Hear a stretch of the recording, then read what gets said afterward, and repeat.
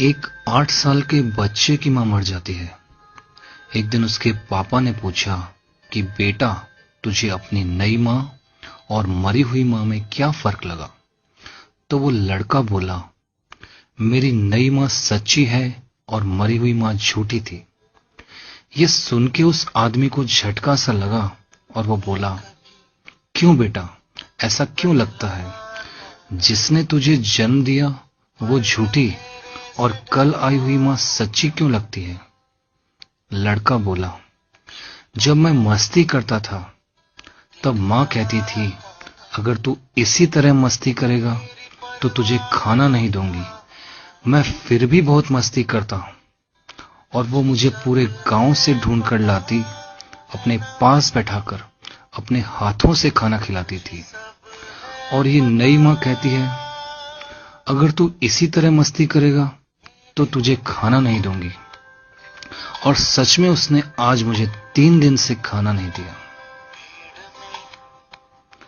दोस्तों, मां तब भी रोती थी जब बेटा पेट में लात मारता था। मां तब भी रोती थी जब बेटा गिर जाता था। मां तब भी रोती थी जब बेटा बुखार या सर्दी में तड़पता था। मां तब भी रोती थी जब बेटा खाना नहीं खाता था। और मां आज भी रोती है जब बेटा खाना नहीं देता।